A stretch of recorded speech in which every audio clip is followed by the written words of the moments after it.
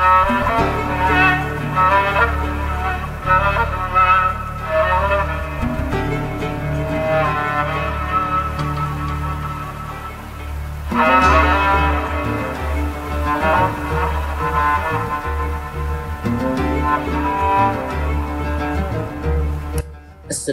warahmatullahi wabarakatuh. Saya Muhammad Syahmi bin Abu Sufyan dengan nombor matrik A177598. Bersama saya Nur Aisyah Anissa Udin bernombor matrik A175750 dan Umi Nur Aisyah Abdul Kudus A174225 akan melakukan pembentangan pada hari ini.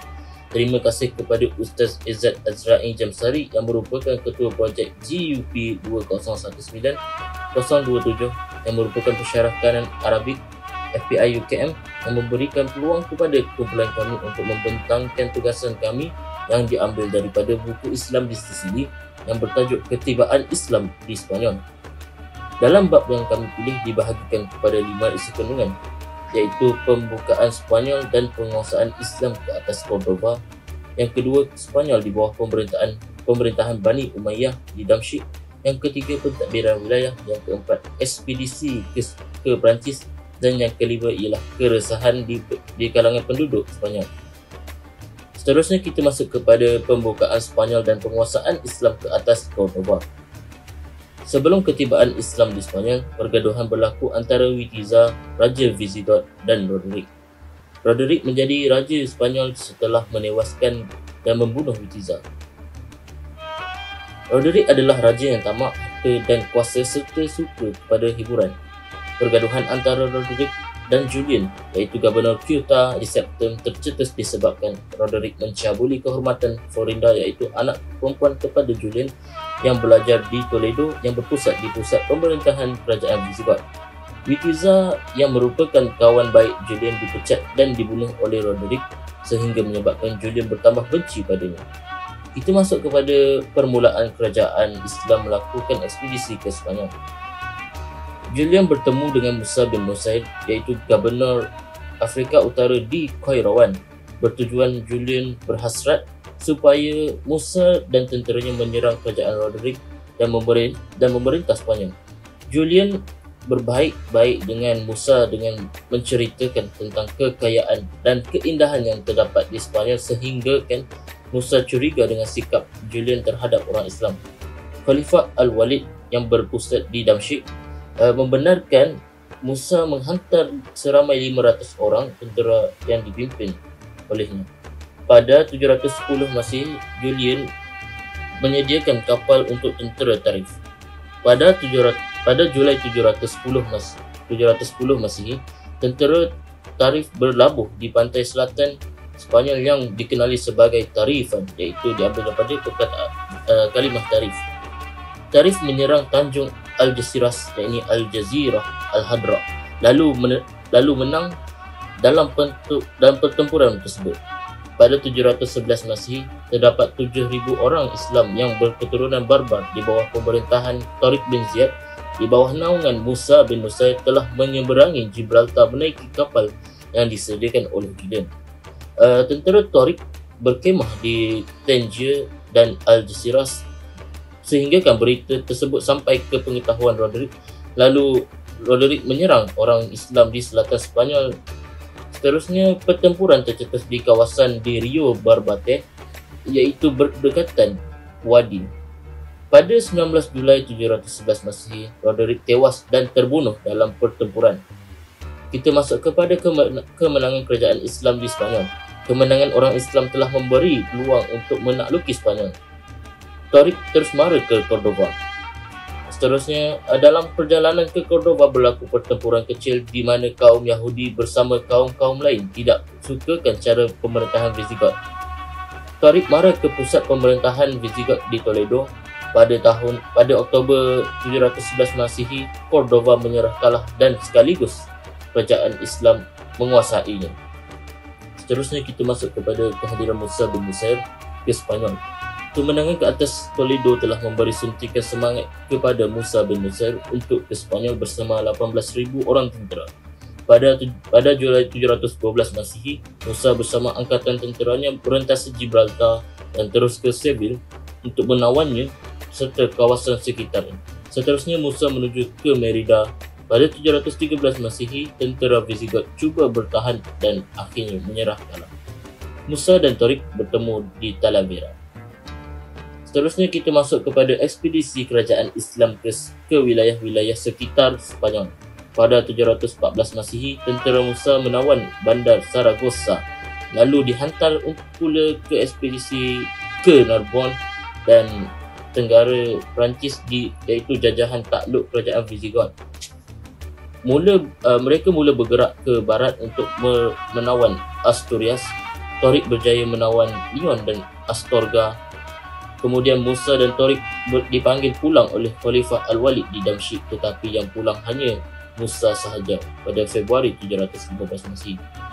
Musa bin Nusair mati pada 716 Masihi akibat diseksa oleh Khalifah Sulaiman. Seterusnya kita masuk kepada perluasan wilayah pemerintahan Islam di Afrika Utara terhenti. Abdul Aziz merupakan anak kepada Musa bin Nusair telah mengambil alih tampuk pemerintahan Gubernur Afrika Utara. Pada 715 Masihi, kejayaan ekspedisinya ke Sepanyol dengan menawan Pamplona dan Gerona dan Narbonne. Perluasan wilayah di Tenggara termasuk Malaga dan Elvira. Seterusnya pada Mac 716 Masihi, Abdul Aziz mati dibunuh dan perluasan kuasa berhenti setakat itu saja. Seterusnya, perpecahan yang berlaku antara masyarakat di Sepanyol mula bersatu apabila kerajaan Islam mula memerintah. Seterusnya ialah pentadbiran wilayah. Kawasan yang diperintah oleh tentera Islam pada zaman Bani Umayyah di Sepanyol dikenali sebagai Al-Andalus. Ia dianggap sebagai sebuah kawasan pemerintahan serta talukan Islam yang sangat luas dan memanjang dimulai daripada Al-Andalus hingga ke Asia Tengah dan Punjab yang diperintah oleh Khalifah. Khalifah berkuasa dalam melantik wakil-wakilnya bagi mentadbir wilayah-wilayah tersebut. Seterusnya ialah kehidupan sosial pemerintah dan masyarakat di Sepanyol. Di Al-Andalus, wakil Khalifah atau pentadbir ialah Gubernur Jeneral. Beliaulah yang mentadbir Al-Andalus. Gubernur Jeneral kemudian melantik pegawai-pegawai untuk mengendalikan urusan kewangan dan perundangan. Pada tahun 713, satu perjanjian kerjasama telah ditandatangani antara pemerintah Islam dan Tun Yadamir yang berisi mengenai kebebasan beragama. Setiap orang Islam berketurunan Arab diwajibkan berkhidmat dalam tentera dan setiap antara mereka akan diberikan allowance oleh kerajaan. Barang-barang serta harta rampasan perang juga dibahagikan sama rata kepada orang-orang yang ikut serta dalam peperangan. Antara kaum yang terdapat di Sepanyol pada zaman pemerintahan Bani Umayyah ialah kaum Mawali dan kaum Zimmi. Pada zaman pemerintahan Bani Umayyah, orang bukan Arab yang memeluk Islam dikenali sebagai Mawali, iaitu Tunggal Maula. Kaum Mawali ini bernaung di bawah kabilah Arab dan mereka dianggap sebagai golongan bawahan dan menerima allowance yang rendah berbanding putera Arab. Kebanyakan kaum Mawali terdiri daripada keturunan barbar yang berasal daripada Afrika Utara.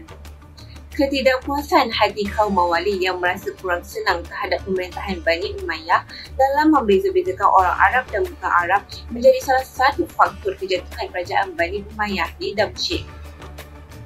Seterusnya ialah kaum Zimmi. Kaum Zimmi ialah penduduk tempatan bagi yang bukan Islam dan dianggap sebagai orang-orang kafir yang diberi perlindungan oleh pemerintah. Kaum Zimmi ini dikenakan bayaran jizyah, iaitu cukai perlindungan, namun kadar yang dikenakan adalah sangat kecil dan terlalu rendah yang tidak menjadi suatu bebanan buat pembayarannya. Apa yang jadi kepada Sepanyol setelah kejatuhan kerajaan Bani Umayyah?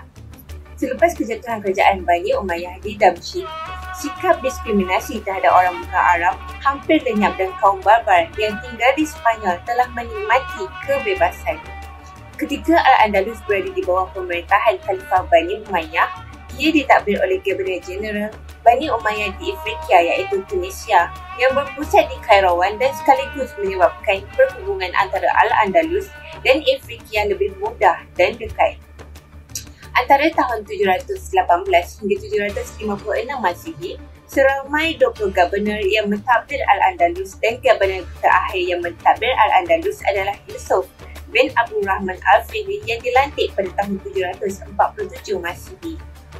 Pada tahun 717 Masihi, pusat pemerintahan telah berpindah dari Toledo iaitu bekas pusat pemerintahan Visigot ke Cordova. Seterusnya ialah ekspedisi ke Perancis. Kerajaan Islam di Al-Andalus pada ketika itu telah meluaskan jajahan takluk sehingga ke Perancis. Pada zaman itu, Sepanyol telah di bawah pemerintahan kerajaan Visigot. Ekspedisi ke Perancis dilakukan berikutan kejatuhan kerajaan Visigot di Sepanyol. Percubaan untuk menakluki Perancis dilakukan oleh Abdul Aziz Ghabenat Afrika yang menggantikan Musa bin Nasir dan beliau telah tiba di Narbonne, selatan Perancis. Pada tahun 719 Masihi, usaha ini telah diteruskan oleh Ghabenat baru iaitu Sama, dan beliau telah berjaya menguasai Narbonne dan terus mara ke Toulouse, namun disekat oleh Eudore pemerintah Occident. Ekspedisi ke Perancis yang dilakukan oleh tentera Islam tidak berhenti setakat itu. Usaha menawan Perancis diteruskan oleh Ghabenat baru iaitu Abdul Rahman Al-Ghafiqi setelah Sama meninggal dunia pada tahun 725 Masihi. Beliau telah berjaya menguasai Caen dan Nimes dan beliau terus mara ke utara Perancis sehingga ke lembah Rhône dan seterusnya Autun. Beliau terus mara dan menuju ke barat Perancis dan bertempur dengan tentera Eudore dan berakhir dengan kejatuhan Bordeaux ke tangan tentera Islam. Tentera Islam terus mara sehingga ke utara Perancis dan bertempur dengan tentera Charles Martel yang merupakan seorang raja Kristian di Tours dan Poitiers pada bulan Oktober 732 Masihi, namun berakhir dengan kekalahan oleh tentera Islam. Charles Martel berjaya menawan semula Narbonne dari tangan orang Islam selepas kejatuhan kerajaan Bani Umayyah di Damsyik kira-kira pada tahun 751 atau 759 Masihi. Namun, ahli-ahli sejarawan menganggap bahawa pertempuran tersebut merupakan sebuah kemenangan besar yang telah dicapai oleh tentera Kristian dan sekaligus menjadi penentu sejarah dunia kerana ada kemungkinan bahawa tentera Islam akan terus mara ke seluruh benua Eropah jika mereka menang dalam pertempuran tersebut. Hal ini kerana tentera Islam di Sepanyol sangat bijak dalam merangka strategi peperangan kerana mereka dapat mengukur serta mengetahui setiap faedah yang bakal diperolehi dan berundur jika dapat kerugian ketika menyertai peperangan seperti dalam pertempuran Tours. Kemeraan tentera Islam ke Eropah hanya mempunyai dua pilihan iaitu menyebarkan agama Islam dan mendapatkan kawasan serta harta rampasan perang. Jika kekuatan tentera Kristian atau pihak lawan melebihi kekuatan mereka, mereka terus berundur dan seolah-olah tidak berminat untuk menguasai kawasan tersebut atas beberapa faktor seperti kurangnya populasi penduduk dan tanah yang tidak subur. Dengan adanya faktor-faktor tersebut membuatkan tentera Islam semakin malas berusaha untuk meluaskan jajahan takluk mereka sehingga ke utara Sepanyol. Malahan, ada beberapa kawasan di barat laut Sepanyol telah berjaya dirampas mula oleh pimpinan Alfonso I iaitu Raja Austrias yang memerintah antara tahun 739 hingga 757. Faktor kejatuhan penaklukan semula wilayah oleh tentera Kristian adalah antaranya disebabkan oleh ketidaksungguhan tentera Islam dalam mempertahankan wilayah mereka serta perasaan tidak puas hati kaum barbar terhadap pemerintahan Arab. Pada tahun 750 Masihi pula, kaum barbar telah pulang ke Afrika Utara berikutan kemarau yang sangat panjang. Kekuatan orang-orang Kristian di Sepanyol datangnya daripada bahagian utara dan cabaran menghadapi tentera Islam di bahagian selatan. Namun dengan perlahan orang Kristian membina kekuatan di bahagian utara, manakala tentera Islam di bahagian selatan semakin lemah. Baiklah, pada hari ini saya akan membentangkan di bawah tajuk keresahan di kalangan penduduk Sepanyol. Keresahan ini adalah berpunca dari perbalahan di kalangan anggota-anggota suku Arab, khususnya di antara suku Yaman dan suku Qais Mudar yang berlaku sejak zaman Jahiliyah dan berterusan hingga ke Sepanyol. Hal ini dapat dilihat jelas melalui buku A History of Islamic Spain oleh W.N. Watts. Antara faktor penting kejatuhan kerajaan Bani Umayyah antara suku Yaman dan Qais disebabkan berlainan keturunan serta perbezaan dari sudut ekonomi dan sosial. Jika kita lihat, kedudukan sosial dan ekonomi suku Yaman Qais lebih tinggi kerana kedatangan ke Syria lebih awal dan sudah establish berbanding suku Qais tiba lewat bersama-sama dengan tentera penaklukan mereka. Setelah tahun 740 Masihi, persaingan antara suku Qais dan Yaman menjadi isu politik di Andalus, yang mana pihak khalifah kadang-kadang berpihak pada suku Qais dan sebaliknya turut berpihak kepada suku Yaman. Lantas hal inilah menyebabkan keresahan dan huru-hara dalam Empayar Bani Umayyah. Pada tahun 740 Masihi, berlakunya pemberontakan kaum Barbar di Afrika Utara dan Tangier, dan kejayaan pemberontakannya membawa kepada pemberontakan seterusnya di kawasan barat laut Andalus disebabkan mereka tidak berpuas hati terhadap layanan yang diberikan oleh pemerintah Arab tersebut. Pada akhir tahun 714 Masihi, berlakunya satu perkembangan iaitu satu angkatan tentera dari Syria berjumlah 7,000 orang di bawah pimpinan Bals dari suku Qais tiba di Afrika Utara. Mereka ini telah dikepung oleh tentera Barbar di Ceuta lalu menghubungi Gubernur Pemerintah Andalus di Cordova dari suku Yaman, dan mereka berjanji untuk membantu Gubernur menghapuskan kaum pemberontak Barbar di Andalus. Gubernur bersetuju menyediakan kapal untuk mereka ke Andalus dan mereka telah berjaya mematahkan 3 pemberontak Barbar. Selain itu, mereka melanggar perjanjian untuk terus pulang ke Syria, malah mereka mara ke Cordova di mana mereka menyingkirkan Gubernur dan melantik Bals sebagai ganti. Bals ini ditentang oleh suku Yaman yang mana disokong oleh sekumpulan kaum Barbar, tetapi Bals ini terus berjuang walaupun beliau sendiri terbunuh dalam pertempuran tersebut. Yusuf bin Abdurrahman Al-Fihri iaitu Gubernur baru dari Qayrawan menempatkan tentera Syria dari suku Qais di lembah Guadalquivir di pantai selatan Sepanyol, dan mereka berbaik-baik dengan suku Arab yang lain kecuali suku Yaman.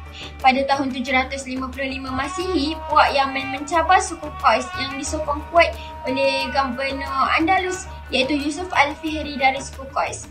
Pada masa yang sama, lahirlah seorang tokoh dari keluarga Bani Umayyah iaitu Abdul Rahman, yang mana beliau akan mendirikan kerajaan Bani Umayyah di Andalus pada tahun 756 Masihi.